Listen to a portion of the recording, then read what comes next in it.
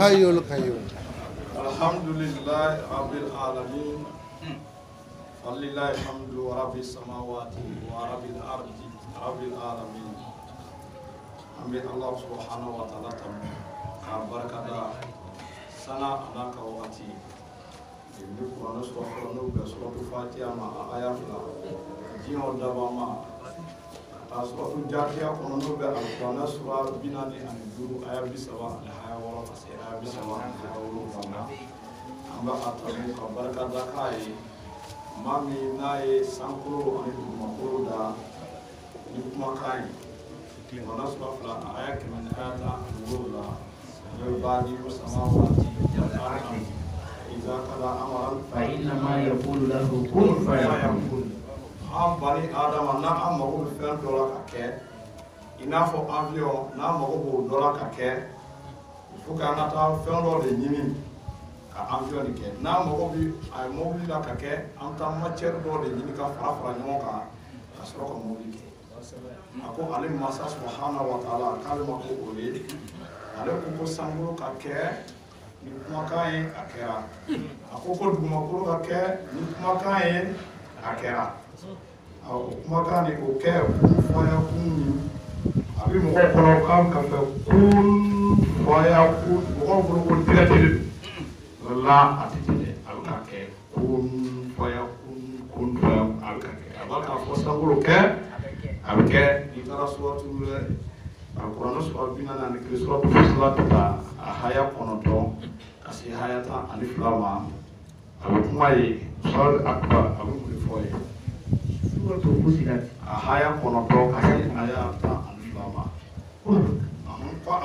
A innakum latakfuruna billazi khalaqal arda fi yawmayn. Ako bani Adam ko am se ka kafira togodi mama mami ye dumakolo da fi yawmayn e ka kɛ tile fila ye ka da ka kɛ tile fila ye o ko kɔfɛ an tila tuguni ka fila fara ale ala kan a ko ni an daba ma de dɛ diɲɛw daba ma de filɛ nin dɛ وتجعلون له أندادا ذلك رب العالمين. Kam tila tuguni ka fila fara ale ala subhanahu wa ta'ala kan ale maa min ye diɲɛw daba ma ye a tilala tuguni ka mun de kɛ a haya tana وجعل فيها رواسي من فوقها. a ko k'a y'a kɛ wagati min na a y'a ye dugukolo ma sabati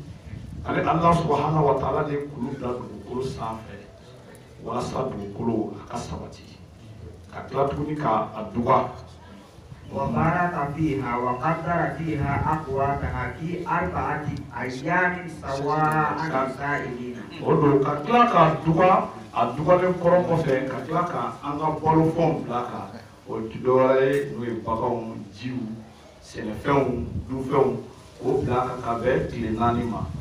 a bɛ nin bɛɛ kun faya kun a bɛ ka kɛ ayata ani kelen ko nin de jaabile minnu bɛ ɲininka ayata ni kelen ثم استوى إلى السماء وهي دخان.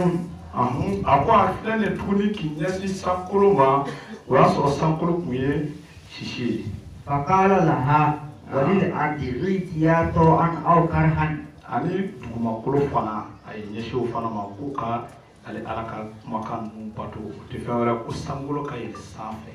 a y'a jaw a ma jaw k'a ka yɛlɛ sanfɛ o kɛlen sankolo sɔrɔla ka ani dugumakolo ale ala ka kumakan bato o de kama bi i mana sisimafɛn i mana a bila duguma i mana fiyɛmafɛn i mana kɛ ni sisimafɛn kɔni don ale bɛ yɛlɛ fo sanfɛ de a kɛra sigati ye o a kɛra tobilifɛnw ye o i b'a ye ale ka fonction bɛ fo sanfɛ de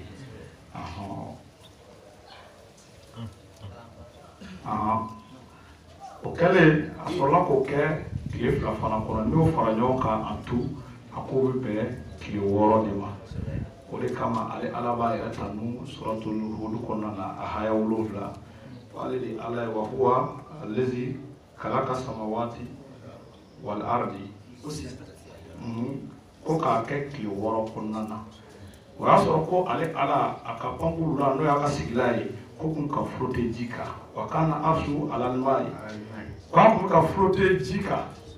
ako walasa ka an ka jarabi kala yabulukum ayukum asan amala kale ona jon de na ke baran ma kelai ala yi bara bla amulu da o sangolo da kunye quoi o sangolo da kunye kale abu suratu jati akonna na ayam konfla ni ma jombe e bara me ka saramoyi mais ayada ko ke shiral de walasa kale an na jon de na ke baran ma kelai Allahu akbar Allah subhanahu wa ta'ala ke ki woro konna o kale e yawdu ye do munumunu olu ye do munumunu ko kile munumunu kana afoko bebe vendredi ma samedi ko ko ka ajouter le poyi chrétien fana nana munumunu do munumunu ka be samedi ma ko dimanche ko ajouter le poyi an Muhammad dino an fana nana do yi munumunu kana be jeudi ma ko vendredi a ajouter le poyi ala nam de fasratu haji kono aya binan an haya wolofla wana sura muga an fla aya binani an haya wolofla wa yasta'jilunaka bil azab ko cide ubni ma kika nyangata gele kika tinya parpali walan yuklifa Allahu wa'dahu wa inna yawman inda rabbika ka'alfi sanatin mimma ta'udun. Allahu akbar ku kato ubuka min nyini de nyangata gele mi don sigle mi bunyani ko ka parpali ku kato ale alati mo mai mi bilay nuti an bani adama de bilay duta ani nyomati an wati kala tuide ko ngaw kaado dongele na ko donkele ale ala ro ko bi be anga samba kele de ma donc na ko kile woro bi be jolle ma samba akbar Allah ko be ka do di mana do be ka do ale ka kile o tanga jate kono kwa ni ti bi kumai abi de pierre fana kono numi ka ko so on dit dans les pierres là chapitre 3 son verset 8 le sort ka fo tukuni ko anka do yi fana ne ala ko kile o kile mi be anga samba kile de Allahu akbar o kuma na amu Allah subhanahu wa ta'ala amu fu bada fo ala ka wakati mina sama wakati mina awa ka bo sortu hijri konna na hayata ayat laba e aw ko na surata andu ayat laba ayat bi kono to kana ala bato bada fo ala ka tiye na ma aka tiye ti fo we saya de o hukumu konna na ami kalo bla kile moni konna na suratu samsi kono no be alquran sura bi kono to ani kiri aya foro se aya flana ma kalo ambo bla kile bulu kono o jate de kile ne do ko be bulu kono to kunyona fo kana se suratu yasin ma aya bisaba na haya kono to ami be biye le 21 janvier 2022 o ya sura bi ami Allah tan kada hoka kudu kulli kono na ay kalo ni kileti ama asura kana fi alquran surata no suratu yunus aya duru ay kalo ani kileti ama wala sa anga dun tuwa ani sa anda to bonay ani suratu rahman konna na aya duru donc am dun tuwa do kasa anda te boni ay hukum konna na ami tashibla ke anga jamana ni abid la halam nabi adu te malen deshila ami dugaw yara de ke sana anaka wakati ni alquran surata ansigi suratu kafi a hayata jenu dugaw do ke ye Allah subhanahu wa ta'ala diri jumela nema ila rahmatullah atina min ladunka rahmatan wa hayyi lana min amrina rashada amo dugaw ni Allah subhanahu wa ta'ala fe malin ko yankula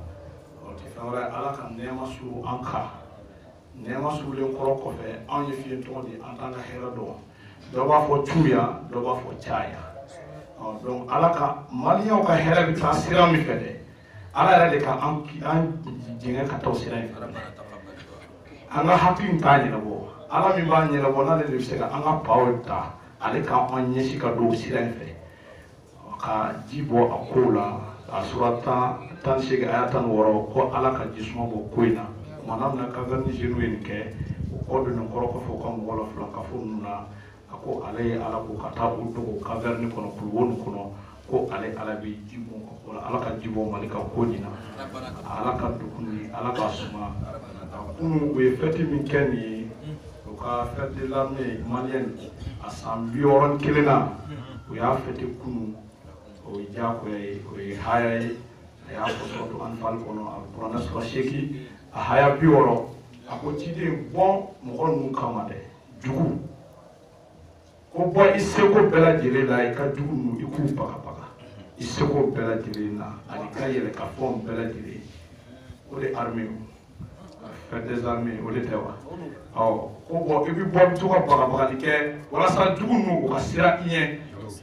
u y'o de kɛ ka misikili yira ka yira ko l'armée monte en puissance o ma kɛ kunu wa o kɛra an ka foli b'u ye an ka foli b'u ye dayimu kayimu foli b'u ye mana an bɛ don an ka kuranɛ kɔnɔ na i b'a fɔ sanga a n'a ka wagati juma o juma an bɛ kitabu jiginniw ta cogoya min na ka don n'a ye an bɛ taa alikuranɛ sura 11 lajɛ ala bɛ kuma dɔ fɔ kuranɛ sura 11 a y'a fɔlɔ a b'a fɔ ko alif lam ra a bɛ arafu 3 nin fɔ kitabun a bɛ sɔrɔ ka ni kitabu nin fɔ uhkimat ayatuhu summa fusilat a ko kitabu filɛ nin ye dɛ a donlen filɛ nin an bolo nin ye ko kitabu in falen don kodɔn kuma de la dɛ a ko wa a hayaw filɛ nin ye a sigicogo a bɛ kuma wa a kɔrɔ a bɛ kuma ko hayaw de bɛ nin kɔnɔna na kitabu in kɔnɔna na mɛ haya ninnu ko a sigicogo a bɛ kuma a kɔrɔ a bɛ kuma ko masa kilenni de bɛ ka nin fɔ masa de bɛ ka nin fɔ masa min a dɔnbaga bɛɛ diɲɛ fɛn bɛɛ dɔnbaga ye masa min ye o tɛ fɛn wɛrɛ n'i b'a fɛ k'a faamuya n'i taara alikuranɛ sura 5 la ye suratu Maida a aya 30 ani aya 8 zon kumako la a bɛ misali dɔ d'i ma asariqu wasariqatu faqta'u aydiyahuma nakalan min Allah i m'a ye ko zon cɛman ani zon musoman olu minɛna ko k'u tɛgɛ ci i m'a ye n'i ye zon kunda da i bɛna ye zon cɛman de ka ca ni zon musoman ye minɛni kunda kɔni n'i y'a jate 10 sara la i bɛ taa sɔrɔ 7 a bɛɛ cɛ 3 ni ala o kɛ muso ye a bɛ taa d'i ma suratu Nuru la n'o bɛ alikuranɛ sura 24 a aya 2 ka kuma jɛnɛ ko kuma ko kan a ko azaniyatu wazani a ko jɛnɛ kɛra musoman ani cɛman fajidu kulla wahidin minhuma mi'ata jalda a ko n'a y'u minɛ a fanga bɔɲɛ 100 k'u la i m'a ye a y'a daminɛ muso la a y'a daminɛ zon musoman ani zon cɛman k'u minɛna ka bɔɲɛ 100 k'u la jɛnɛyakɛla musoman ani cɛman k'u minɛna ko ka bɔɲɛ 100 k'u la donc ni jɛnɛya kuma ko ta i bɛna ye diɲɛ kɔnɔ bi muso de ka ca ka tɛmɛ cɛw kan an bɛ taa denko ta k'a lajɛ suratu Asura kɔnɔ alikuranɛ sura 42 a haya 49 ka se haya 50 ma tafsir ayati bil ayati nasrul haqqa bil haqqi ni ye kuranɛ sigi cogo ye a sigi cogo bɛ kuma ka sɔrɔ ma don a kɔrɔ kɔnɔ k'an to cogo bɛ kuma n'a kɔrɔ bɛ kuma lillahi mulku samawati wal ardi a ko ala de ye masa ye sankolo dugumakolo masaya a bɛɛ b'ale de bolo yakhluqu ma yasha'u ko ala de bɛ danni kɛ ka di mɔgɔ min y'a diya yahabbu liman yasha'u inasan wa yahabbu liman yasha'u dhukuran i m'a ye k'a bɛ muso di mɔgɔ ma mɔgɔ min y'a diya wa ala bɛ cɛ di mɔgɔ ma mɔgɔ min y'a diya denw na i bɛna ye danni na musow de ka ca ka tɛmɛ cɛw kan a ye chaise femme bɛ nin docteur bɛ yan o ye kɛnɛkan ko ye Masal Akbar ko k'o ye kɛnɛkan ko ye o ye danni donc a aya 50 a bɛ sɔrɔ ka n'a f'i ye k'a bɛ dɔw kɛ filaninw fana ye a bɛ cɛman 2 d'i ma a bɛ se ka musoman 2 d'i ma ko dɔw yɛrɛ bɛ yen a t'olu sɔrɔ den na k'ale de ala setigɛlen don ale ala de fɛn kɛ min ale ala subhanahu wa ta'ala da o la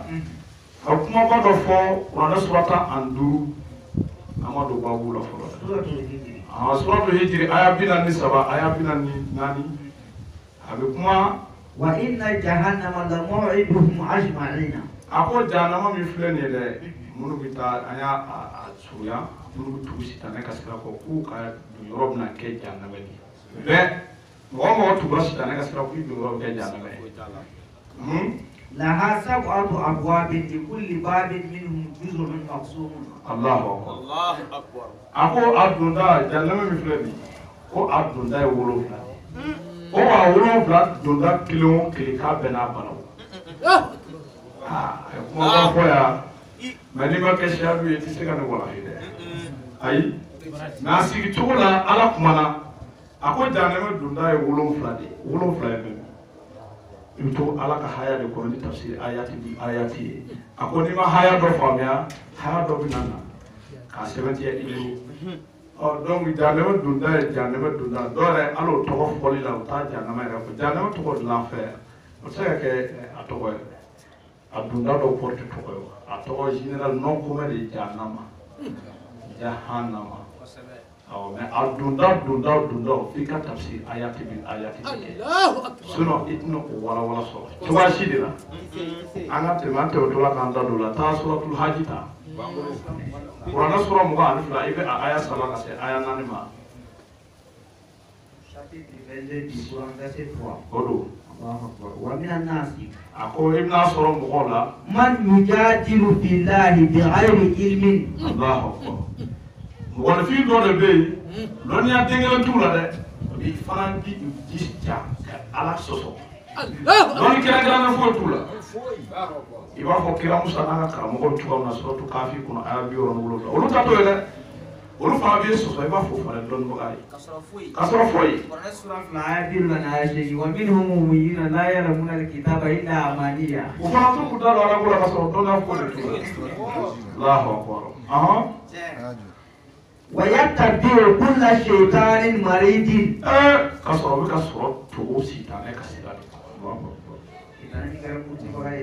sitanɛ de min kɛra murutibaga ye dɛ o ka togo de ka sira aya 4 a bɛ sɔrɔ ka na mun f'u ye kutiba alayhi ko ale tun ye sɛbɛnni kɛ annahu man tawallahu fa annahu yudilluhu wa yahdihi ila azabi sa'ir Allahu akbar i ma jannɛmɛ so dɔ tɔgɔ ko sa'ir a ko ale tun ye sɛbɛnni kɛ ka bila mɔgɔninfinw ye ko mɔgɔ o mɔgɔ ni e tugura o kɔ dɛ k'a b'i fili sitanɛ nin tɛ k'a b'i fili ka bɔ ala ka sira kɔnɔna la ko ale fana jija kun ye mun de ye ale fana b'a ka mantonw kanda de k'u bila sira fililen kɔnɔna na donc o sira fililen don a ye jannɛmɛso dɔ tɔgɔ fɔ kuma in na ko jahannama sahira o ye jannɛmɛso dɔ tɔgɔ ye i bɛ to yen nɔ i bɛ taa a haya 51 ta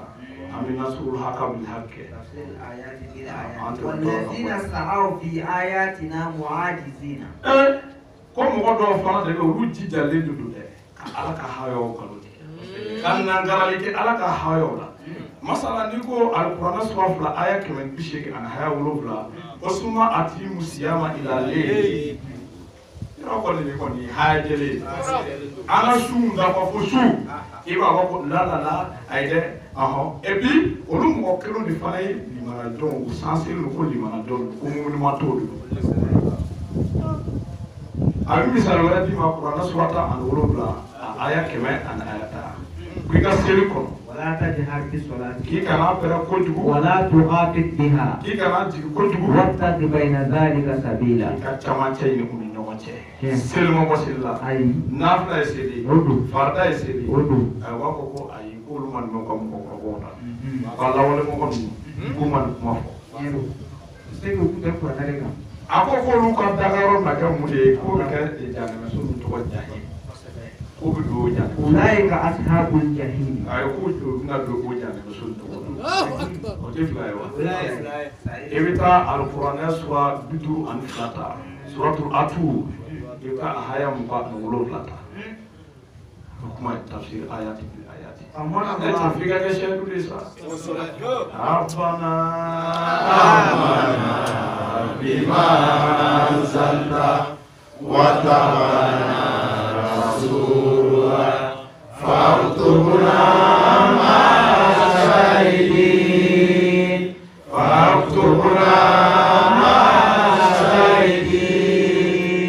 faktubna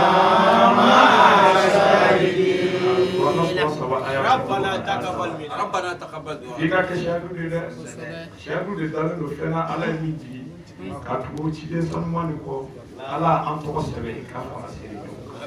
ni e mɔgɔ min tulo bɔra nin wagati la n'i t'a kɔnɔ nin ɲini ka nin dɔn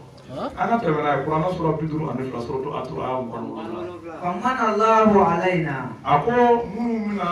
don alijinɛ kɔnɔna na o bɛna ala tanu ala y'o kɔrɔta ووقعنا عذاب السموم ka tila k'u protéger de koyi k'u tanga ka bɔ janɛma so dɔ ma n'o tɔgɔ ko samu Allahu Akbar. o ti saba ye o Jalon. an taa ni nasrul hakabil a taa suratu kuranɛ sura 74 ta i bɛ taa a 20 aya 26 ta ka jigin ni nasrul hakabil suratu mudasir i b'o ta aya 26 سأسليه سقرا a ko a b'olu jeni saka kɔnɔ وما أدراك ما سقر a ko jɔn de bɛ sakar f'i ye dɛ لا تبغي ولا تذر Allahu akbar sakar de yɔrɔ ye ale ti fɛn bɔ fɛn na أي أتفوت fɛn o fɛn n'i kɔni donn'o so kɔnɔ a bɛ k'o ye o bannen ye أتفوت أتفوت a ti buto ye k'a ti kolo to ye لواحة للبشر Allahu akbar k'ale bi farisogo de minɛ fo k'a sisi o ti naani ye wa an bɛ taa alikuranɛ sura 83 ta a haya 7 آيات tafsir ayati aya 7 كلا kɛlɛ إن كتاب الفجار لفي سجين Allahu akbar o libertéw mɔgɔ min tor'u yɛrɛ ma ye ten n t'a si la mɔgɔw to yan ko nous sommes des livres passés t'o la a ko janɛmɛso dɔ bɛ yen ko sijin ko n'ale y'i tɛgɛ ta yawmal kiyamati k'a b'i bila yen Allahu Akbar.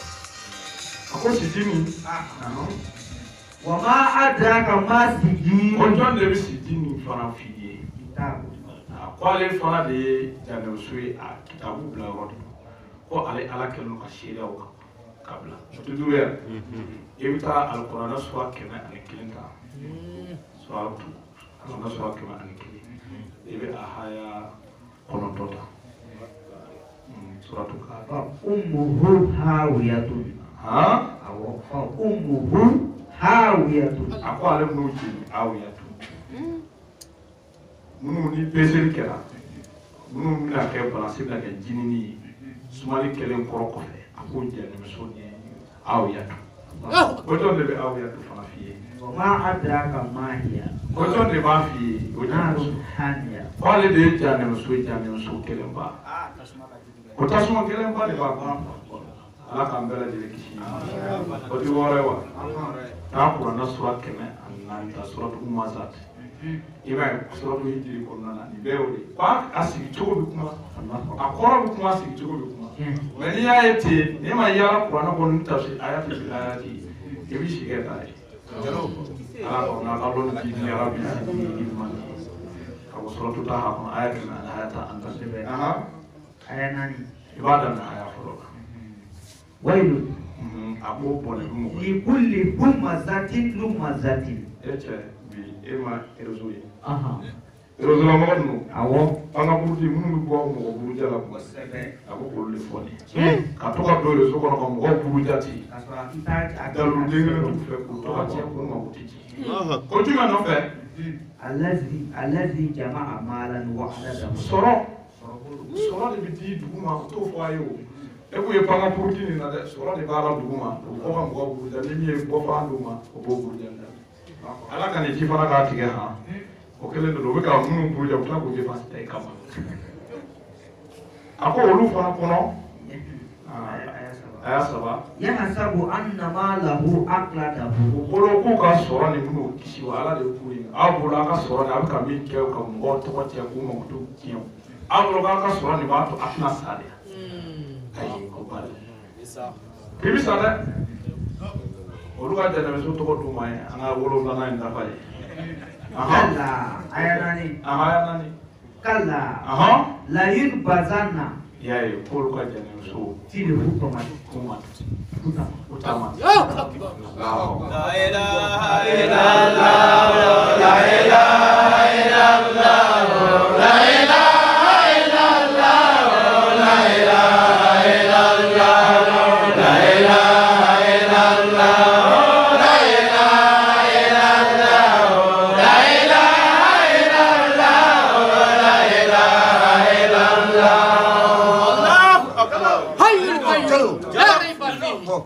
kana haya ni madoro di makla ayo shaidu di kurale dumbe tawrita dumbe li dumbe amagele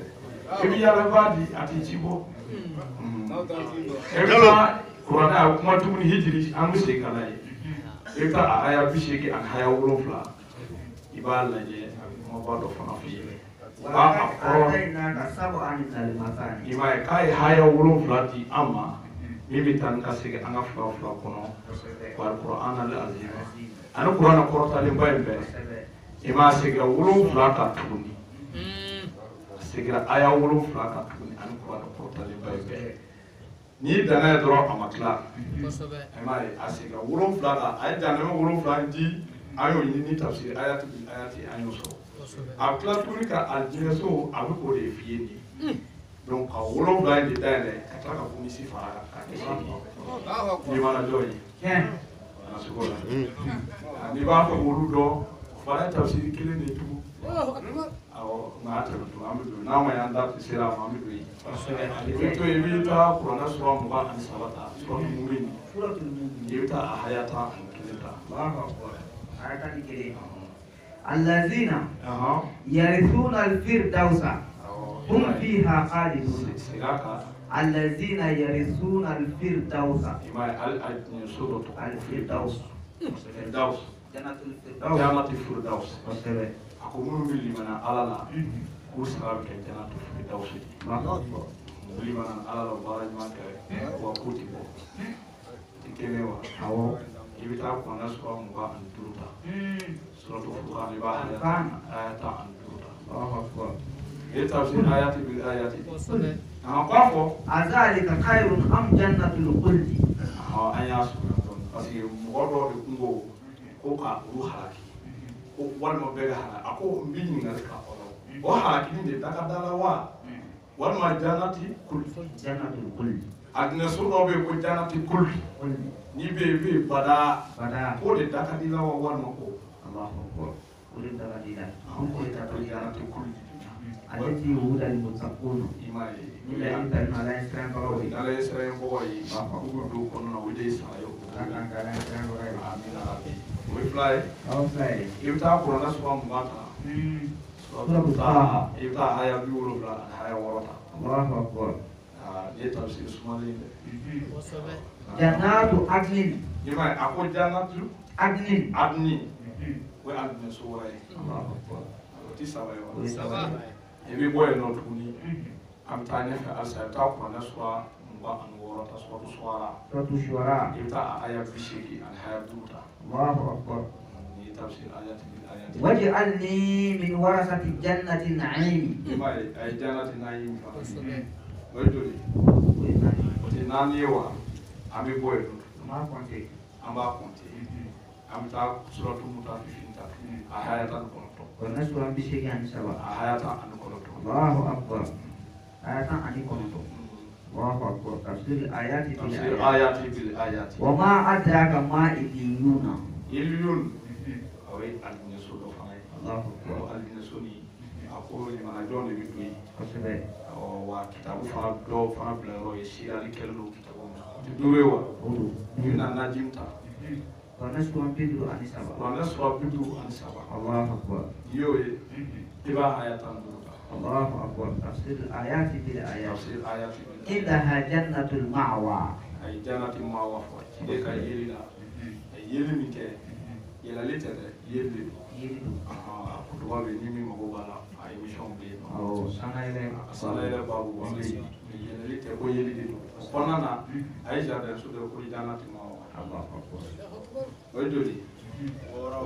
oti wora ita alquran sura worata suratul anam ayat ayam ba nurula Allahu akbar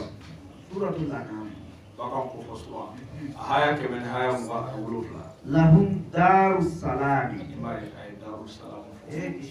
kishika so ina so da we ko kishi wal nasuni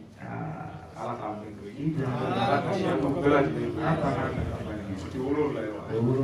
amna shekina dima alquran surah bisawa anduru ayat bisawa anduru Allahu akbar suratul fatih dani surah ayat bisawa ayat bisawa الذي أهلنا دار المقامة من فضله. دار المقامة. شيخنا دار المقامة. أبغى مين فو باي أيوة لون داون صوت يجي من أبغى شيء ما يسير الماني الناس هم توسير الماني وشيخنا ما تدي أما أبغى مين فو يجي أقول نتي صوت اللي أقول نيا مين فلان صوت أنك أقول كوننا أهاي بيورو أهاي ناني أقول نيا تلو أن يلدي بي أمم الوقت تيني ومني ولا سكان الناس هم نصو كل تقولي نما يبغى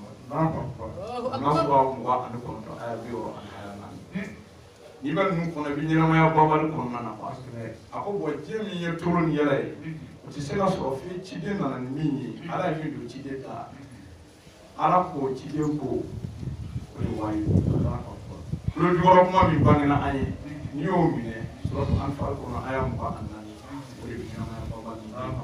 ako mi do jane ko ala kan fi suratu ala kono na Qur'an suratu shika ngula ayatan 7 لا يموت فيها ولا يحيا. ako toron nya ngata bego tisa tisa utinyana nyungwe dokai ashadu funani abe salamu alaikum wa alaikum salam wa rahmatullahi ta'ala wa barakatuh dalu amba funi kishifu le fulan duwale kama alquran sawara ayabi do alhanani amba belu kishifu konana ala mini dimana jofe anante man nyumata sana anaka wakati Amana ya segi maka besuratun disai maya tishiga ni haya woro.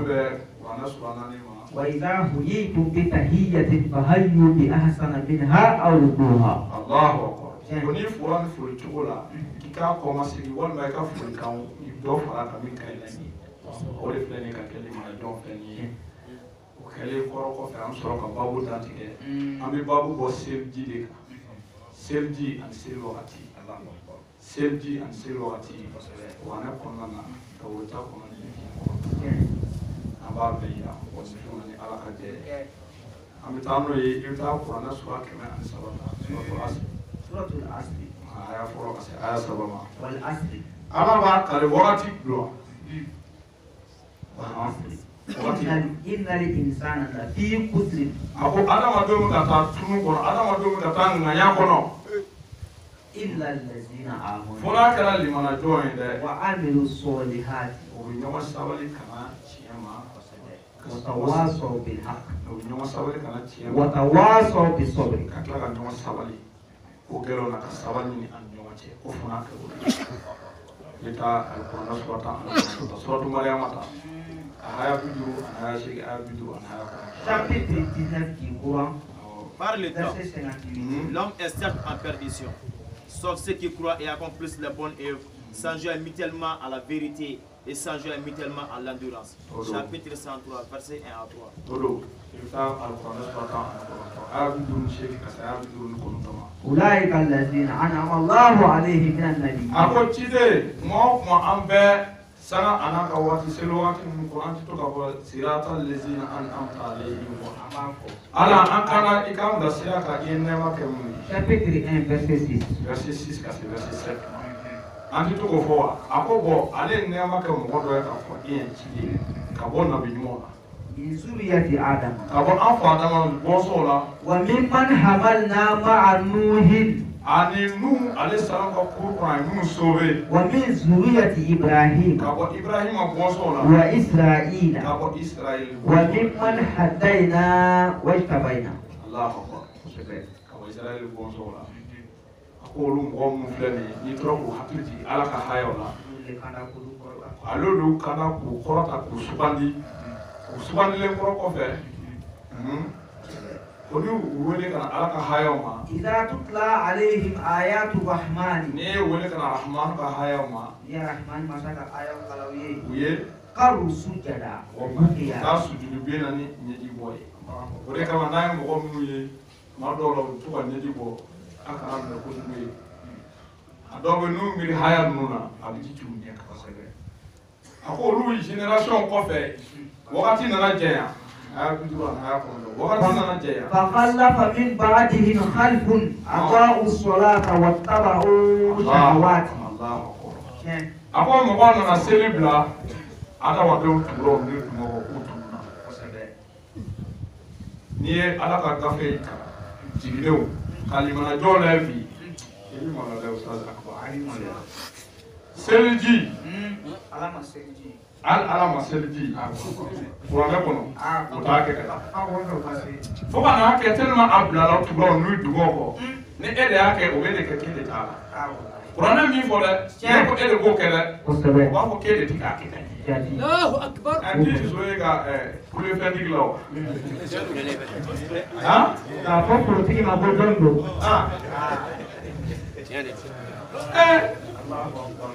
e bɛ kuma taa kuranɛ sɔrɔ dɔrɔn ka aya wɔɔrɔ Voilà. kuranɛ sɔrɔ duuru i bɛ taa aya wɔɔrɔ ta suma chapitre 5 verset 6 Voilà ce qu'Allah a comblé de faveur parmi les prophètes, parmi les descendants d'Adam, et aussi parmi ceux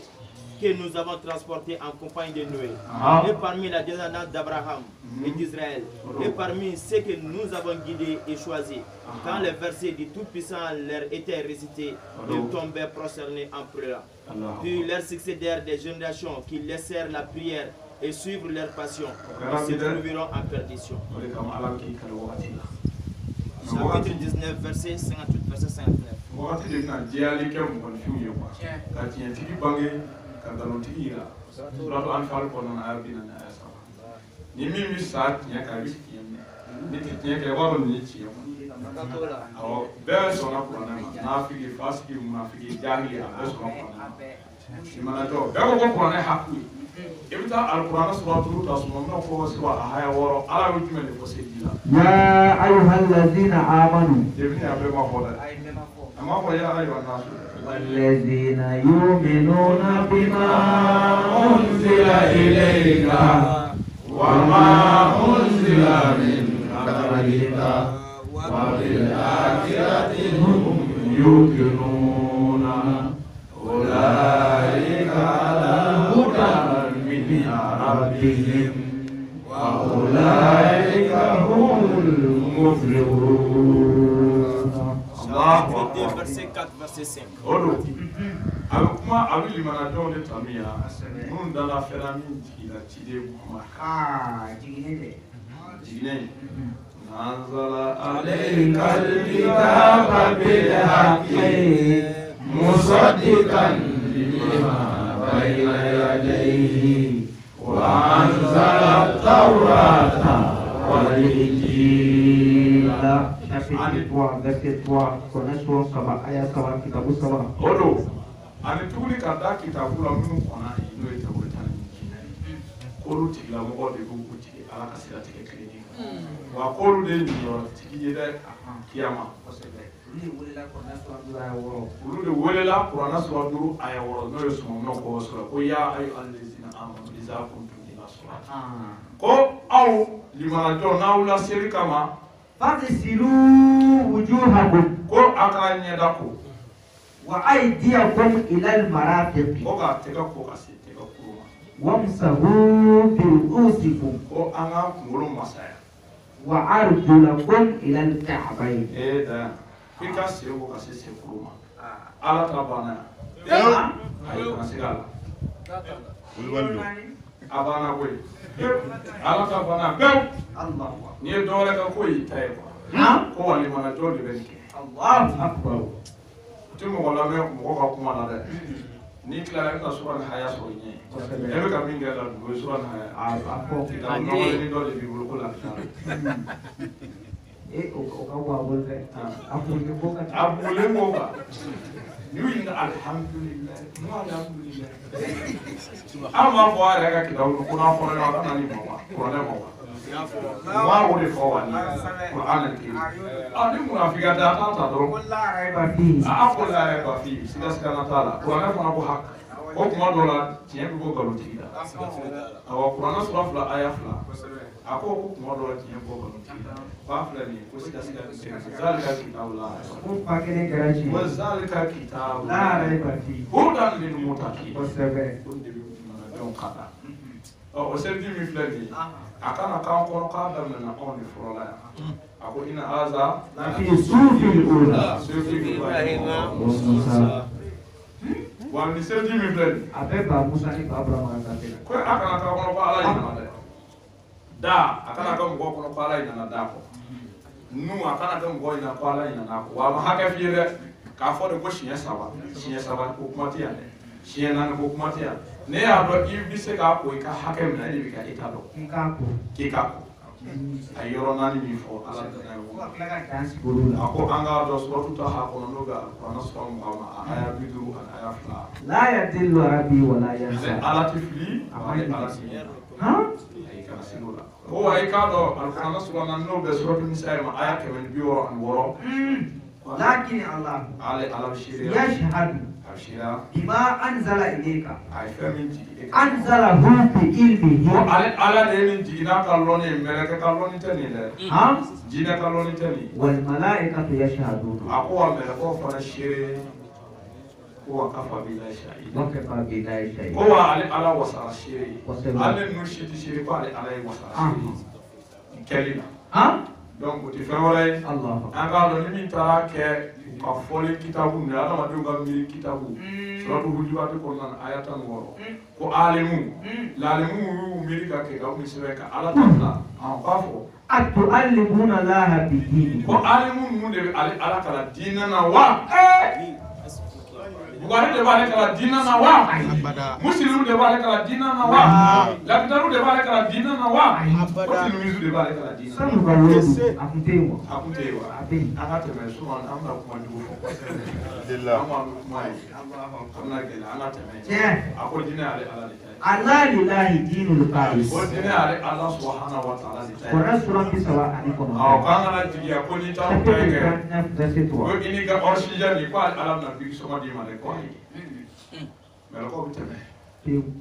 Quran sura 82 aya 10 ka se aya 10 ko hɔrɔnmaw de don olu ye seere hɔrɔnmaw de ye i bɛ fɛn o fɛn fɔ la i bɛ fɛn o fɛn kɛ la i tɛ nkalon tig'i kan hakimu n'a tɛ don suratu Kaf awɔ a ye ko ti nkalon tig'i kan aya 10 ko ti nkalon foyi de tig'i kan seliji min filɛ nin ye an bɛ taa gafe kɔrɔ lajɛ a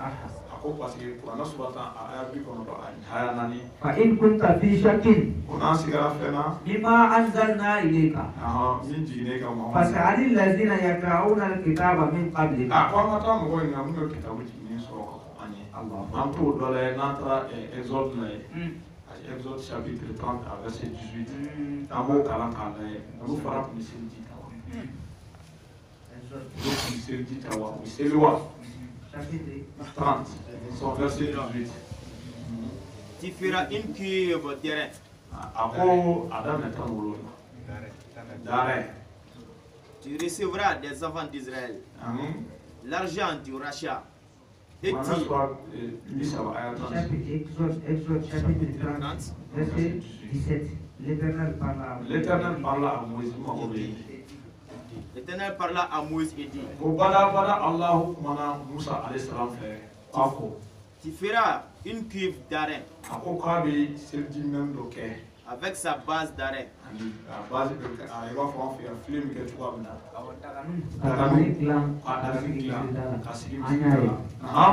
Pour les ablutions. Pour les ablutions.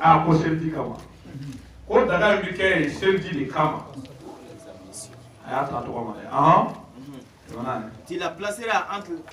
la tente d'assignation de l'autel.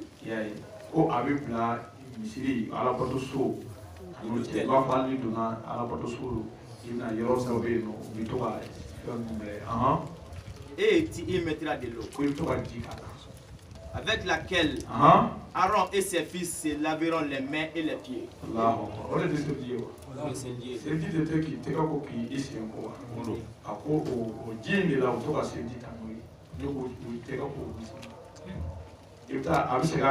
Exode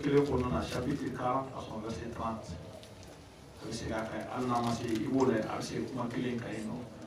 L'Indien mɔgɔw fana tun bɛ seliji ta wa an ka Jean chapitre 13 n'a ye Jean chapitre 13 ta an b'a verset 7 ta ka se 8 Jésus lui répondit ce que j'ai fait tu ne comprendras pas maintenant, mais tu le comprendras bientôt. comme il dit maintenant trop il m'a échappé de quoi on a dit maintenant on va beaucoup hakisi non mais ay am ka suran haya nu fo ay u bi femme mirisa do ba fo ko fenno di ko kuma ko ah ouais do am ba fo ha hakisi takale nya am na ko nu fa doni arabe sidni ilmani am to ka bamba am na ko nu fa akoko Pierre qui na ko fo na takale hein Pierre lui dit non, jamais tu ne me laveras les pieds. C'est grâce à vous. Oh, quand elle te dit Jésus lui répondit si je te lave, tu n'auras point de part avec moi.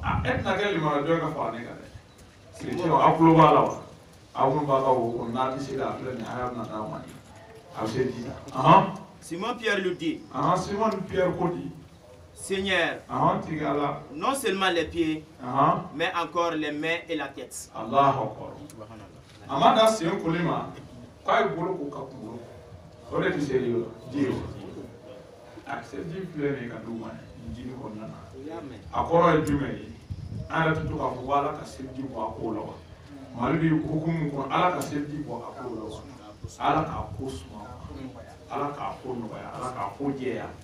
Donc, absolument, on a servi Korofi,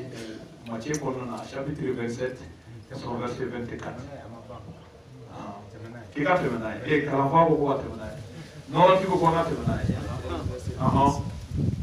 Et oui, Jean, chapitre 13, à mon verset 8. Qui a fait maintenant? Simon Pierre lui dit non seulement les pieds, mais encore les mains et la tête. Jésus lui dit c'est lui qui est lavé. Mains et la tête. Voilà. Mais encore les mains et la tête. Voilà. C'est un droit de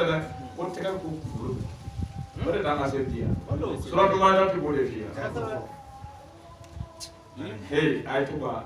long for that. So I see someone in Fatima de May, so I'm for one of this on her do.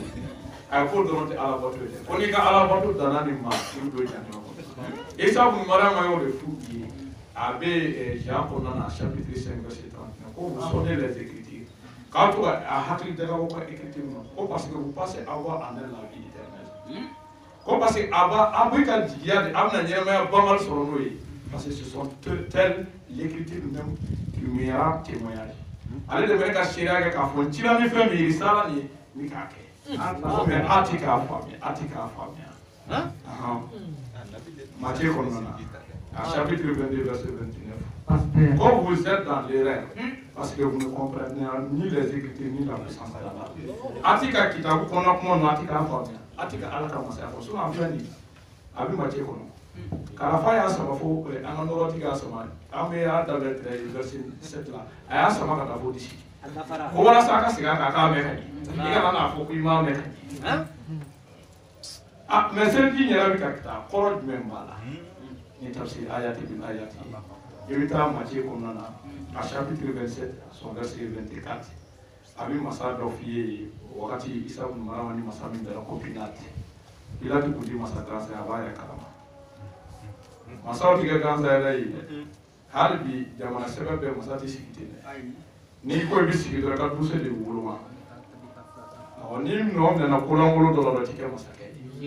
alsi ça c'est ça puissance du monde bébé quelque chose suivi de Matthieu chapitre 27 à son verset 24 Pilate masakeni voyant qu'il ne gagnait rien mu ga to mana chichi ko Isa bu mara ka kesifi amana ni ngazi ba ku ya et d'avoir Israël massacré avant pour y avoir et amener là donc pas les voilà dans l'outil mais non lieu de vie qui ah voici ça mais que le tumulte augmentait c'est ça maman me dit crucifie-le pris de l'eau à quoi il dit ça se lava les mains en présence de la foule aïe jama bela de la c'est dit ne c'est pas l'amour là ni un mot c'est dit là dans un et dit je suis innocent disant de ce juste cela vous regarde parce que amana ko amla dugo wala dal wala so bala ko nana a hayata aya kɔnɔntɔ aya tan a bɛ da ni nɛɛw bɛɛ f'i ye olu ninnu bɛɛ a b'o f'i ye sɔrɔ k'i sɛgɛn kɔnɔ aya 30 aya 6 an ma don olu la o alisa seliji ko tɛ hakikatan ala ka kumakan seliji de ko don a k'i b'i ka iphone kalifa a la k'a t'a ɲagami a t'a sɛbɛn limanajon de don a t'a sɛbɛn ale dara ala ka kuma de la i ye nin donc an bɛ seli wagati to yen nin jini kɔnɔ an tɛna jama an bɛ to nin jini kɔnɔ na ka seli wagatiw f'i ye an bɛ salatu fajiri f'i ye salatu azuri salatu asiri salatu maghrib ani salatu isa ani nafi an b'a d'i ma jini kɔnɔ na ka taa d'i ma tawulita kɔnɔ ka taa d'i ma Qur'an al-Karim kɔnɔ ka kɛ ni heure ye ni ala ka jɛ bisimilahi taala to nin jini kɔnɔ na an bɛ fajiri di aw ma nin jini kɔnɔ na i bɛ taa mariki ta a chapitre fɔlɔ yɛrɛ i bɛ taa a sɔrɔ verset 35 o ko mɔgɔ seli ko chrétien tɛ se jɔn n'a bi i yaalala wa parce que n'olu bɛ sɔrɔ sɛbɛnni sira fɛ parce que o tɛ sɛbɛnni dɔn mɔgɔ min fɔ an b'a dɔn est ce que e yaalala min na sɔrɔ ko haji kɔnɔ arabi na mɔgɔ ni yaalala i bɛ taa chrétien ye o bɛ seli i bɛ taa yahudu ye o bɛ seli minnu bɛ kitabu kɔfɛ kana mɔgɔ dɔw qualifié communauté dɔw qualifié ni mɔgɔ dɔw ka waleya ye seliman bɛ silamɛw de cɛla ne ko an bɛ na yan fɛ dɛ ka mɔgɔ dɔ ka waleya lajɛ dɔrɔn k'o tɛ ka seli ko chrétien tɛ seli bibiliw k'a yɛlɛmana e y'a ye jumɛn yɛlɛmana waati ka mariki kɔnɔna na chapitre 1 a sɔrɔ verset 35 vers le matin a ko vers le matin pendant qu'il faisait encore très sombre o waati jumɛn il se leva et sortit pour aller dans un lieu désert où il pria. Ko Isa bin Marama kun wuli ka taa seli fajiri fɛ o waati min na jibinin bɛɛ kɛra na ci o de tɛ fajiri ya fajiri don an n'o tamasiyɛn de kuranɛ kɔnɔ ni ala sɔnna o de tɛ fajiri ye wa aw bɛ taa ala bato so kɔnɔna na ka tila ka seli masi Isa kun b'a i ye fajiri sɔrɔ a bɛ Marc chapitre 1 verset 35 Marc chapitre 1 verset 35 i bɛ taa acte ta kɛwale suba ta i bɛ t'o ta i bɛ taa chapitre 10 ta sɔrɔ verset 9 an bɛna na a montre min filɛ nin ne tɛgɛ la a ɲɛ b'a montre la a montre min filɛ nin a dan ye 12 de n'an sera 6 la o b'i wele ko midi tile tilancɛ quoi camancɛ awɔ donc ale bɛ daminɛ an bɛ wele 1 heure a bɛ daminɛ n'an sera 6 la o bɛ tilancɛ 24 o nana kɔfɛ ko ninnu na u yɛrɛ ka an ka lɔnniw faralen ɲɔgɔn kan i m'a ye ko montre bɛ yen ko jate de don calcul minutieux de don a bɛ yen nɔ sɔrɔtɔ Rahman kɔnɔna a y'a don donc o jate de filɛ nin ye a ma bali mais tamasiyɛnw de bɛ yen o de kama an b'o les moments de prière tamasiyɛnw bɛ yen n'i y'o dɔn kitabu kɔnɔna na i besoin tɛ na a b'i dɛmɛ mais i bɛ se ka seli wagatiw sɔrɔ ka sɔrɔ o tɛ an b'a ye nabi Isa alayhi salam ma tamasiyɛn di a bɛ seli wagati min na i ye acte sɔrɔ kɛwale suba n'i y'o sɔrɔ i bɛ taa chapitre 10 verset 9 le lendemain comme il était en o route dugusajɛ et qu'il s'approchait de la ville, Pierre monta sur le toit vers la 6e heure vers la 6e heure pour prier. 6e heure de yanga midi mais ni donna 24 heures kɔnɔna na an horaire dɔ in kɔnɔna na o de bɛ plus double heure quoi double heure kosɛbɛ o de ye midi ye chrétien kan ka seli midi o ye seli fana ye heure 6 ka se midi ma i bɛ seli ne ma se ne de ma nabi Isa ka ko in kɛ parce que a y'a fɔ Matthieu kɔnɔna na chapitre 7 verset 21 ko mɔgɔ caman bɛ tɔgɔ da Seigneur Seigneur n'entrerons pas tous dans le royaume des cieux ko to do paradis la dɛ ko c'est là seul qui fait la volonté de mon père o de don mɔgɔ min kelen ala bato ye kelen de e min ye ala ka kuma mɛn k'a bato k'e de don alimuya kɔnɔna na an ka taa Lazare ta i bɛ taa acte ta kɛwale suba ta i bɛ taa chapitre 3 ta verset 1 an bɛ Lazare bɔ Injili kɔnɔ ka di tafsir ayati bil ayati aya fɔlɔ ta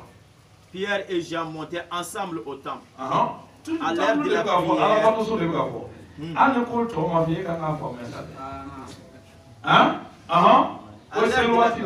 À l'heure de la prière, c'était la 9e heure. 9e heure. Oui, 15 heures. 6 plus 3. 9 heures. Au bien 15 heures de l'entour à Lazare, c'est le wati. Allah Akbar. Comme Lazare, c'est le wati. Côté là, ça va. Anta fitiri ta ta macheta. Ai ne ta se bibu bibu. Ba tu ni ko. Ata kala na ba woi. Ore France lot an fa lo. Ai bi na na. Mo ni mi so bi so. Ni ti so aba na kala se. Io e ni macheta. Ibsa chapitre 14 verset 23. Amen là, amen fitiri so. Matthieu chapitre 14 verset 29. Verset 23. Verset 23. Quand il est renvoyé, il monta sur la montagne pour prier à l'écart. Et comme le soir était venu, il était là seul. Le soir, le soir était venu.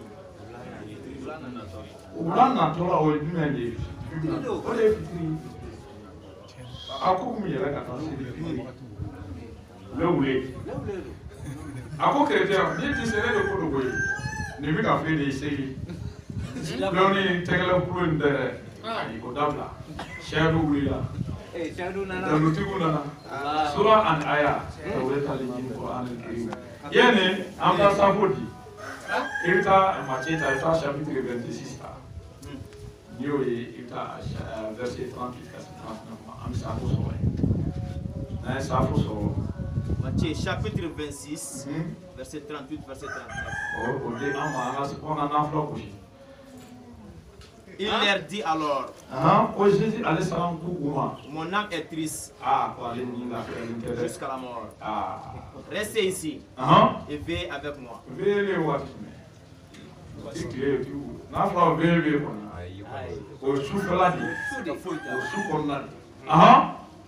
Puis, ayant fait quelques pas en avant,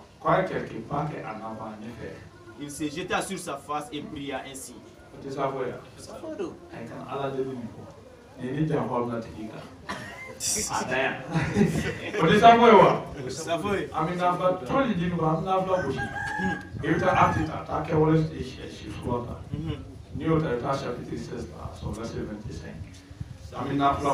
Nafla c'est le wati. Avec lui, on a bien. Ne de tu on a nafla c'est le côté. Et ça va que et ça mieux fois on a dit mais chapitre fleuve Jean chapitre Acte chapitre 16 verset 25. Vers le milieu de la nuit. Vers le milieu de la nuit. Paul et Silas priaient et chantaient les louanges de Dieu.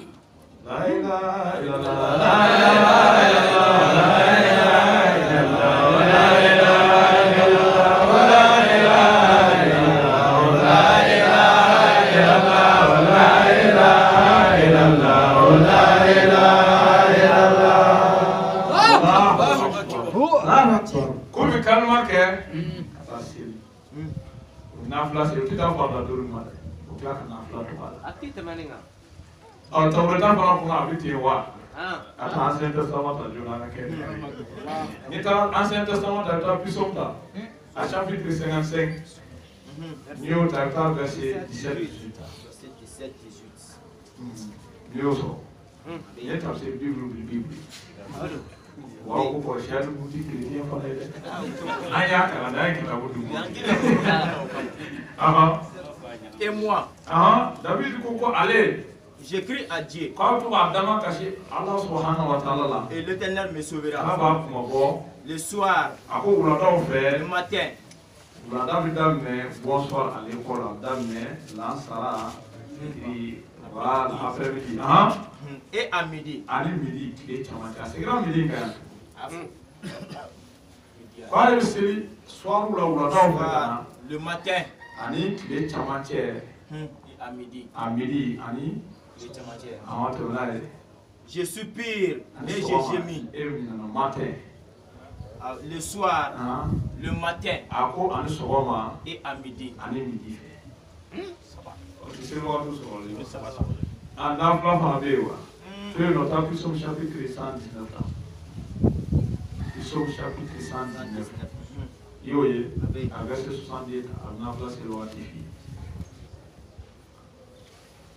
Au milieu de la nuit, je me lève pour te louer.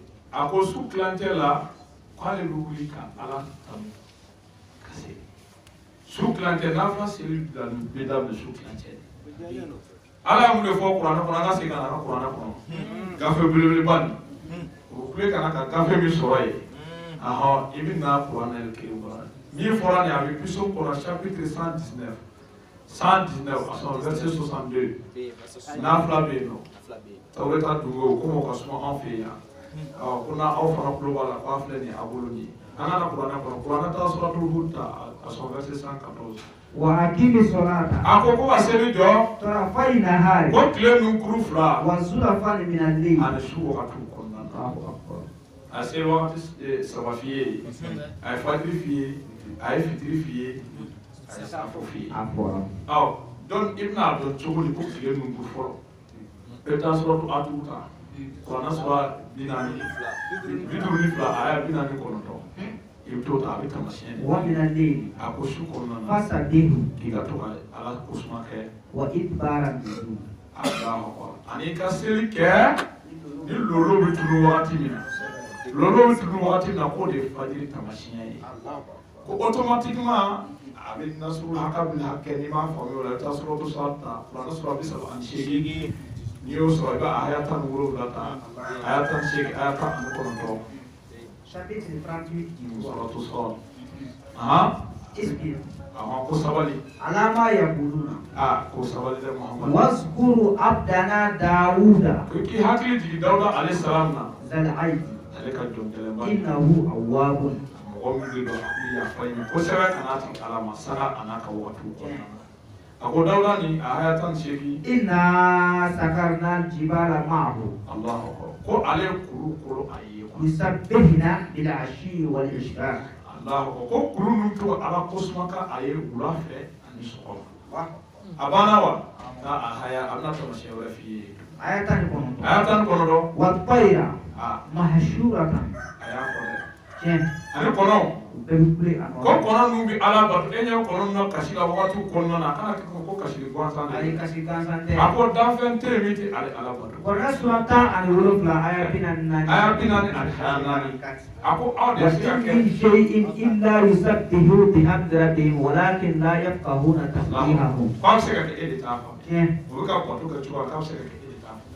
a ko kɔnɔ ninnu to ala bato sɔgɔma automatiquement wagati bɛ yɛlɛma ni wagati yɛlɛmana ni lolo tununa ko kɔnɔ bɛ kasi daminɛ automatiquement a machine bilalen don ko ani wulada fɛ ni fitiri bɛna se i b'a ye ko ka kasi daminɛ y'a ye a ko bɔn ko e ɲɛ bɛ ale kafiri min filɛ nin ne tɛ ale bato a silamɛya ninnu vraiment ne t'a la an tɛ ala ko la a ko mun balimakɛ k'a bɛ to ala bato ko mɛ fɛn dɔ bɛ k'i la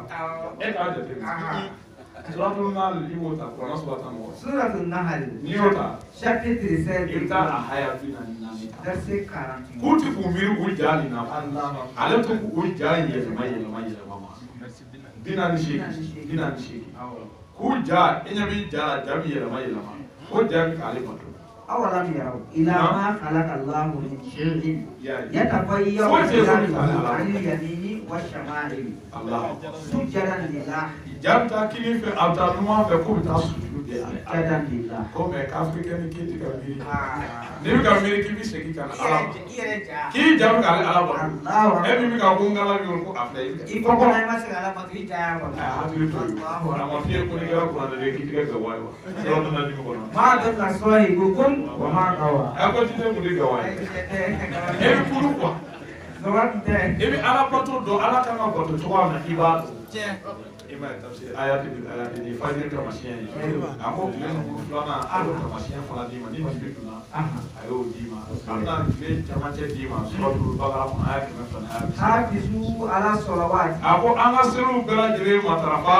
wa salatul wusta kɛrɛnkɛrɛnnenya la tile camancɛla seli Allah a seginna mili ka taa ko wuli la kan qumu lillahi qani a ko an ka jɔ ale ala ɲɛkɔrɔ ni majigi ye an tɛna don ye majigi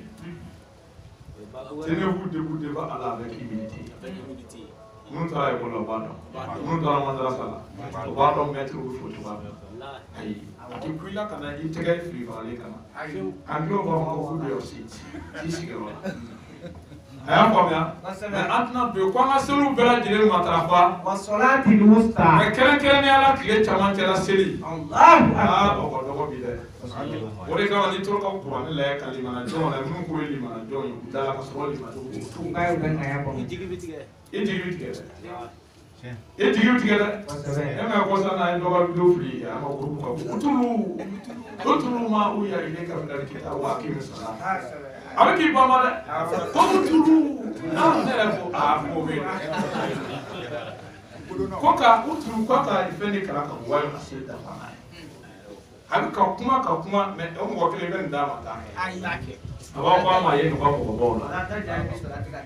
a kana seli fɛnɛ kojugu a kana a gunuba a ka hakɛ o mɔgɔ kelen a tɛ sɔn a bɛ ka segin n'a ye sɔɔni fɔ n'a ye kuma dɔɔni fɔ a bɛ ko o tulu ne ko ala ka kɛ hɛrɛ ala ka kɛ hɛrɛ a bɛ ala ka kɛ hɛrɛ a filɛ nin ye ko tile camancɛla seli ko an ka seli ma kɛrɛnkɛrɛnnenya tile camancɛla seli ko n'i m'a faamu a bɛ taa walawala d'i ma suratu Rum kɔnɔna na وله الحمد في السماوات والأرض. أقول تعالى الله سبحانه وتعالى سامبل أني بمقولة لا سامبل لا من أقول دبالي باتو أقول بمقولة أن جينو دبي وما كلا في جين والإنس إلا ليعبدون.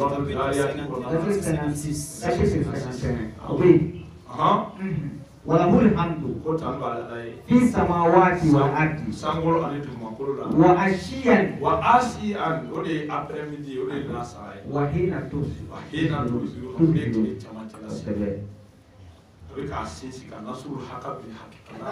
à lui toute louange dans les cieux et la terre, dans l'après-midi et au milieu de la journée.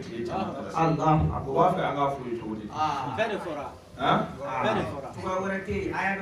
أولم يكفيهم أنا أنزلنا عليك الكتاب يتلى عليهم. الله أكبر. سورة أكبر كنا أبدو أنها. Oro yalmo min dira chiden mo yalmo min digna chiden gaw yalmo chiden gaw mi fa ko ma awasa aya an wasa abikina ni fo wa nunzilu min al-Qur'an abi al-Qur'an swata an wulu la aya shiri ako amshaka tubala dole baka kasala do wala yazidu zalimina illa kasara ya kutoya nawo baka wulu kasala de kasara cheni do abi sampere jigolu ga abi sampere jigolu de abu la sampere de jigolu kasani kita ubaya kala poeti kana kata poeti kana aha ananadro kwa amani Utara Qur'an de joyo. Wa utara fana utika Qur'an kala yi. Wa warba sara. Olu san juli ke. Dini san bisaba.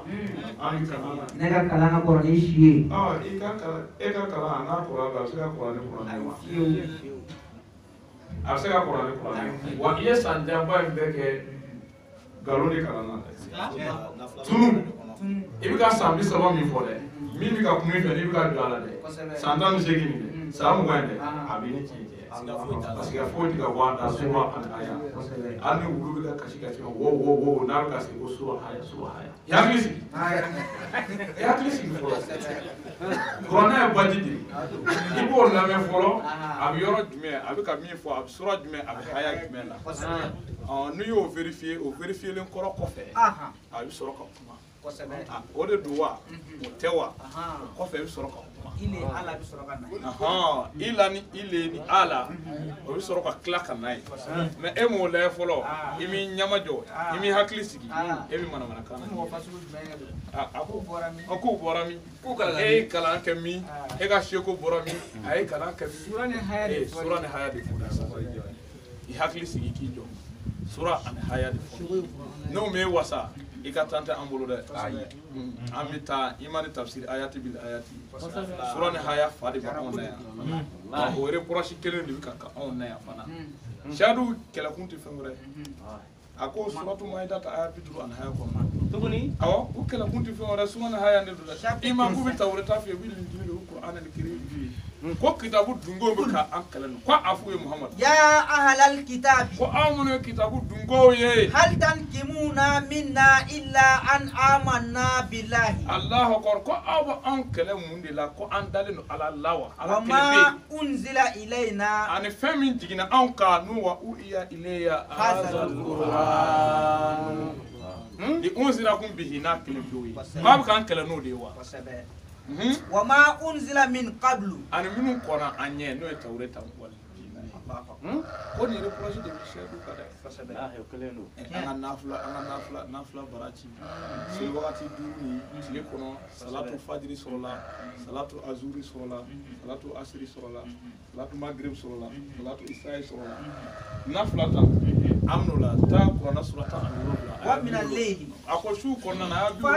kɔnɔ fatahajjat bihi nafilatan lak a ko i ka wagati dɔ ta walasa ka nafila kɛ su kɔnɔ k'i wagati dɔ ta i ka nafila kɛ i kelen nafila tan bihi laka laka i kelen lakum o y'aw caman ye o y'a caman ye laka o y'i kelen ye bon nafila seli ni a kana k'i kɔnɔ ko mɔgɔ caman de b'a seli ni minnu caman bɛ seli o tɛ nafila ye dɛ o ye baara foyi ye maintenant nafila ni a bɛ bilasirali kɛ an na k'a bɛ kɛ su kɔnɔ mais su wagati jumɛn i bɛ taa suratu muzammil ta aya fɔlɔ ka se aya 6 ma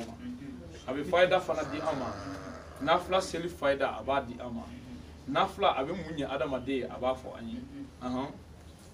suratu muzammil i b'a aya fɔlɔ ta ya ayyuhal muzammil a ko e min bɛ birifini kɔnɔ qumil layla illa qalila k'i ka wuli i ka seli mais ko su bɛɛ b'a fɔ a ye ko su wagati dɔw nisfahu su kilancɛ aw yunqus minhu ani qalilan ka jigin dɔɔni i b'a fɔ n'i ye an ka wagatiw jate minɛ an bɛ jate bɔ ni tile caman jala seli suratul furqan kɔnɔ aya 45 an bɛ to ka jate bɔ ni tile kuma dɔ an bɛ segin ka na fo 11h combien la 11h45 ni wagati ko fana jugara o b'a ko jugara k'i m'a ye mɔgɔ ninnu kɔni an ka imam dɔ bɛ ko imam asana a terikɛ dɔ delila k'a dalakɔ a ko imam asana kɔni ko n'a kɔntɔnna dɔrɔn k'a bɛ wuli ka se ko hali 10h n'a kɔntɔnna a bɛ wuli ka se tellement u b'a fɛ ka ko in juguya sa a ko bon o wagati min n'a bɛ jigin dɔɔni su fana kɔnɔ k'a bɛ se ka jigin dɔɔni a haya 4nan a bɛ sɔrɔ k'a f'i ye tuguni ko fana ka yɛlɛ zora ka su kilancɛ ka kala ko nafila seli wagati a ko munna ko kumakan min n'an bɛ k'a d'i ma nin ko kumakan girin ye k'i ka kalan dɔɔni ani jɛlɛ mɔgɔ ye ko kumakan girin de don donc a ko walasa i ka fayida sɔrɔ ni a kamanagan gɛlɛn b'i da la a ka wuli ko i k'i ɲɛsin Ala subahanahu wa taala ma a b'a f'i ye a haya 6nan de ye ko wagati Ala deli ka teli quoi k'i ka haju jira Ala la su arabajo konjo ka taa su kilancɛ ka taa ko ka teli k'a ka teli jaabili fɛ quoi a ko wa a haya 20 ko ciden kun baarada de a haya 20 a b'a fɔ ko Muhamadu a bɛ Muhamadu jɛya ko an b'a dɔn e bɛ to ka su kɔnɔna na inna rabbaka ya'lamu annaka taqumu adna min sulusay layl k'i tigi Ala b'a dɔn ko su kɔnɔ e bɛ to ka seli ko su wagati jumɛn ko su kilancɛ a tilayɔrɔ 2nan a kilancɛ ani su tilayɔrɔ 3nan zora 2h 3h ko an b'a dɔn Muhamadu k'e bɛ to ka wuli i kelen i bɛ seli ko ani minnu limana n'a ka tugu e kɔ k'olu fana kelen bɛ wuli ka seli n'u bɛ seli ɲɔgɔn fɛ a b'a fɔ o kuma tarawiya seli ye nkalon ye wa sunkalo na jɔ tan nin kɛ o mina a mɛnna o to ka sunkalo jɔ tan min kɛ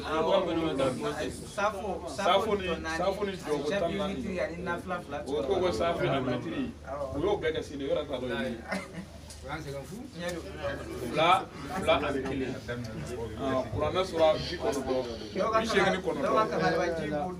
dɔw bɛ mun dɔn dɔw bɛ taa dɔrɔn ka sunɔgɔ o bɛ to ka posi ta o b'a sɔrɔ dɔw tɛmɛna a mɛnna dɔw bɛ taa ka sunɔgɔ o b'a fɔ safi ni an t'a seli so kɔnɔ ye baara fu de don sanjikɔrɔ wɔsi de don quoi a sɛbɛnnen tɛ suratu nuru kɔnɔna na a aya 30 ani aya 9 a ko baara in ye sanjikɔrɔ wɔsi ye quoi a bɛ misali d'i ma mɔgɔ min minɔgɔbaatɔ don n'a bɛ gitɔrɔn kalama ka ni ji bɛ ka gitɔrɔn kalama tagama na a ɲɛ b'a la ko tile bɛ k'a gosi a k'ale kɔnɔ ko ji de don quoi sogo nɛgɛji a bɛ taa a b'a sɔrɔ ji foyi tɛ yen a ko mais a bɛ taa Ala sɔrɔ Ala b'o ka compte régler aw ka baara bɛ compte régler a bɛ régler jahanama kɔnɔ an tɛmɛtɔla donna yen a tɛnɛmuso nin sakari nin a bɛ régler a bɛ régler a tɛ buto surtout mudasiri kɔnɔ haya 42 a ko minnu ɲininka don dɔ la ko mun de y'a se saka ma salakakum fi saqar a ko k'olu de kɛra mɔgɔ minnu bɛ don ye dɛ mun tɛ seli قال لم نقم من المصلين ko mɔgɔ mun tɛ seli selibaliw don yɔrɔ de sa kan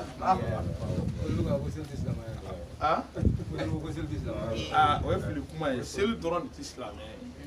n'i y'a mɛn ko fila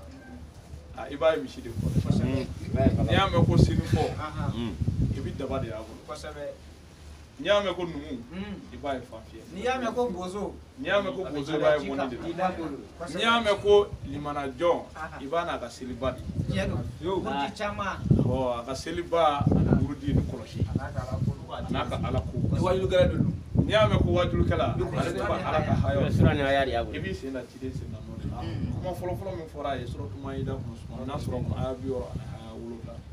a ko ya ayyuhar rasul n ka ciden ne bɛ e ma balligh ko fɛn lase ma unzila ilayka min rabbika min bɔra e tigi ala yɔrɔ wa in lam taf'al ko n'i m'o kɛ fama balagta risalatahu risala min dir'i ma dɛ k'i m'ale ala ka ci wallahu ya'asmuka minan nas a ko minnu bɛna wuli kɔ adisatigi minnu bɛna wuli kɔ ala jugu min bɛna wuli kɔ ala dɔnbali min bɛna wuli kɔ ko ta ci fɛ wallahu ya'asmuka minan nas ko tɛ se ka foyi kɛ a ko wa k'a dɔn ala tɛ kafiri kan kafiri an to ka o tɛ jugu la kafiri den lam yakum bima anzalallahu fa ulaika humul kafirun o bɛ jugu la dɛ wa ko den fana bɛ kafiri la den b'a la ala ma suratu azab kɔnɔ aya 6 ko muhamadu limanajɔn fa ye wa an fa tɛ yan kafiri o fa tɛ sitanɛ yan ibilisi o na surata ni seegin aya 50 a tɛ se ka haji kɔnɔna na aya 3 aya 4 o fa t'o ye wa o den n'a fɔra den dɔrɔn an b'a ye kafoɲɔgɔnya dɔrɔn de sira fɛ ekɔliden ekɔli de bɛ ka den dɔ wula madarasa den a bɛ ka den dɔ de wula non i donna o tigi ka kuli de kɔnɔ quoi a tigi tɛ fɛn dɔn nin bɛ fa kuma yɛrɛ la i y'a faamuya donc kuranɛ sura 5 a haya 44 a ko mɔgɔ o mɔgɔ n'i b'a dɔn e bɛ ka diinɛ de lase e ko ye ala ka kuma lasebaga ye ko n'a tɛ ka jigin e fɛ ko tɛ ci fɛ chapitre 5 ko kafiri den de y'a ye chapitre 5 verset 44 e ma kiiri di ni kunkanko la o nan'i ma su bɛ kɛ cogo di masalan jaga bɛ bɔ cogo di masalan heji bɛ kɛ cogo di masalan e ma se k'a tigɛ ni kitabu jiginnen ko a filɛ nin ko kafiri den n'i ka kafiri saraka bɛnn'a ma i k'a di an ma ayi a jaabira ka nin ko dɔ yɛrɛ c'est kana na k'i b'a ɲini yɛrɛ o banna quoi o jaabira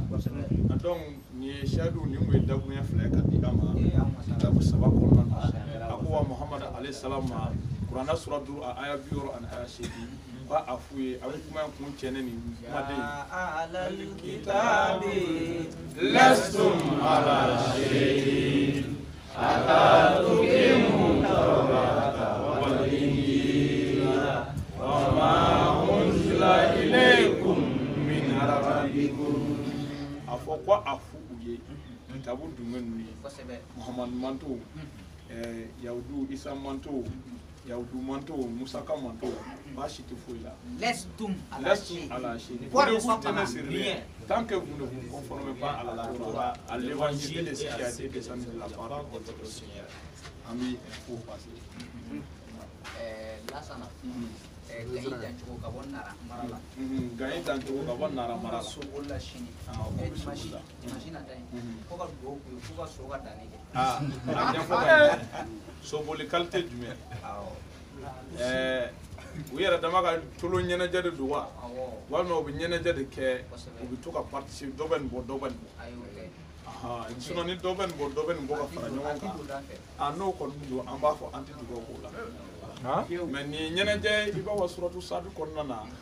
dawuda alayhi salam tun y'a kanu cogoya min na a haya 30 a bɛ k'o ɲɛnajɛ de kofɔ i t'a sɔrɔ dɔ bɛ kupuni dɔ da dɔrɔn a tɔ a bɛ ɲɔgɔn ɲɛnajɛ n'a ye ka wagati tɛmɛ a kan ko an ka dugawu k'o ka so ye o ka dugu ka ɲɛnajɛ de don an bɛ dugawu ɲini rahamani masa fɛ min ye sebaya tigi ye min bɛ se ka mɔgɔ bila ɲɛfɛ a ko ale de fɔlɔ ye ɲɛfɛ de ale de ye fɔlɔ ye an b'a ɲini o fɛ a k'a ka so bila ɲɛfɛla fɛ a kɛra kelen ye a kɛra so caman ye o hali n'u bɛ kɛ ɲɛfɛ mɔgɔ ye exoko ye a k'aw kɛ awɔ an b'o ɲini rahamani masa fɛ o tɛmɛnen kɔrɔ kɔfɛ nyele anga kalampa sumare ako ko aka baraka den ka den gelera nyele kani ko ka ala deli ay shedu ka ala deli ay ko ka den so ambi ay ni rahman masafe den chama mi mbulu na mo tala suratu asura ko nona haya binani haya ko no to ko aka tinta baga do di aka baraka den ni manyele kanima ala ko kaka masaya kama iba fo aye amba mariama nyina ne son tubamna iba fo aye sakari nyina ne son tubamna Jean Baptiste la ako ke ngile ni ani ambal mam so warabe madam Cissé mam tamadu ako ko agarsigala ko son aka garsige ko shadu ka dugo ke o shadu dugo ke ala ya garsige akuma dengo gelara ay boya masigidi ko angana asa ko anga dugo bamba aye kala ka nyumana majigi ko shadu ka dugo ka ala ka nyumana majigi aka den surati ga kono iba fo am ala deli iba fo am fa dama we de ala deli kuma no kono giriana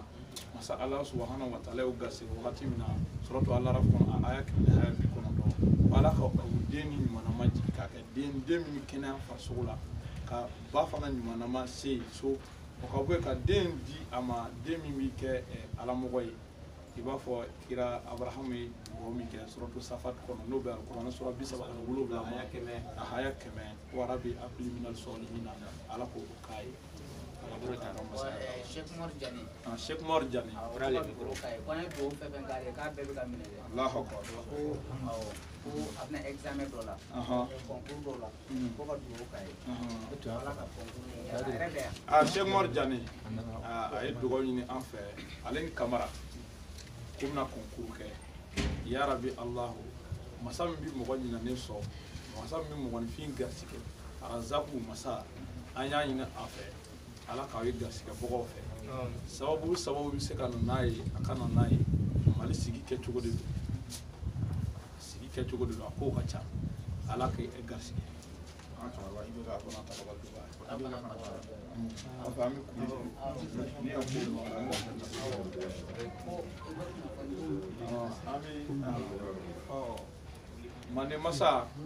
mande masa ka janaja bi 16h ambi dugo ka ayi jamana masaka koro ni juma jigina ami dugo kai aya ko kitimina ala ka no ayi ala ka ya fakama ala ka limanodi amnu ko moy ala ka ya faka an era ni ya fana ba mun kona ye domna jeto na fisa Association de Bambolo Arazella. D'accord, on a fait la consultation gratuite pour bana sabaka. Diabète et tension ni ko association de Bambolo Arazella akuba fait la consultation gratuite ke mo ka lele ke mo be la fu akwa association de Bambolo bana dola ko bana saba ko do e diabète tension a do e tension ani nyebana a do e nyebana ani nga chamali ona de kona abimina kibiti yera consulter yera laya fu fasai machido Arazella école so kukuru ba ko Arazella école so kukuru ay sega numéro di 76 66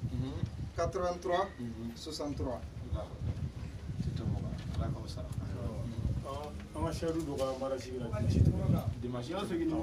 76 76 66 66 83 83 63 63 ko ka kila ka bila groupe ka ni ala so ko wa ɲɛfɔ juma don ko ka duwawu k'a ye quoi ni bi tɔgɔ ni jamu fɔ Bakarijan Tarawele Bakarijan Tarawele o de ka marasi kɛra quoi Bakarijan muso tɔgɔ an b'a dɔn parce que an ka sɛdu gɛlɛn don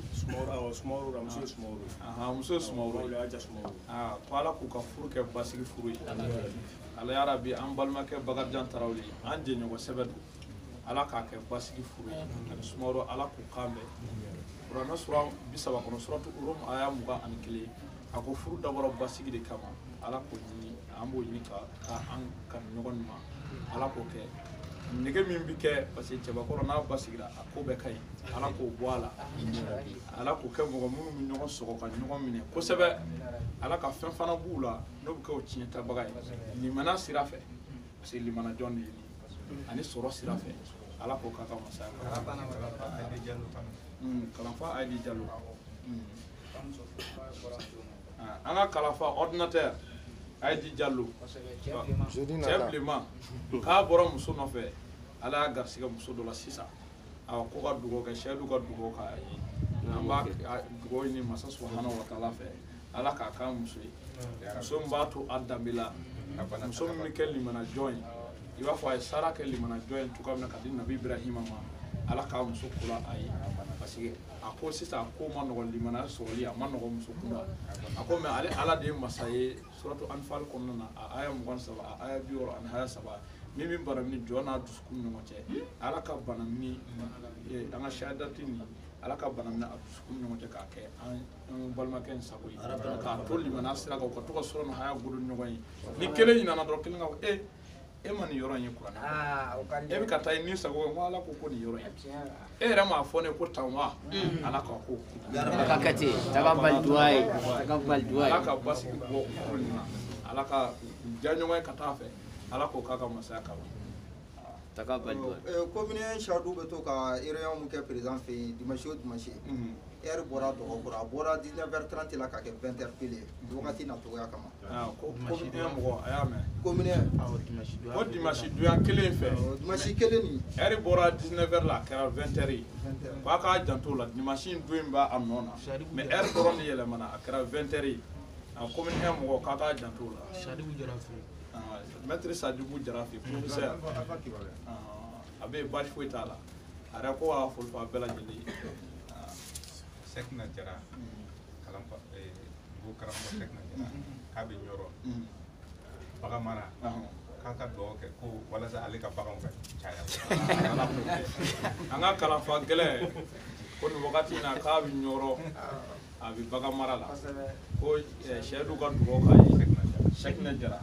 an bɛ dugawu ɲini masa subhanahu wa taala fɛ a ye Yakuba ka bagan mara ko nɔgɔya cogoya min na f'a ye muso furu n'a ye f'a tilala ka na kɛ gɛlɛya y'a da la ala k'a ta jidi n'o ye f'u k'a fɔ ko bɔn i bɛ to yen de kalanfa i bɛ sura ni haya godo ye i bɛ kɛ bagan marala ye ala k'a foni garisigɛ la yen nɔ ka tagabɔli minɛ bɔgɔw caya a nɔfɛ ala k'o k'a ka masaya yɛrɛ kama ka baganw jaga bɔ kosɛbɛ ala k'o k'a ka masaya kama Takabali mina ya Rabbi la ilaha illallah takabali dua ya Rabbi la ilaha illallah la ilaha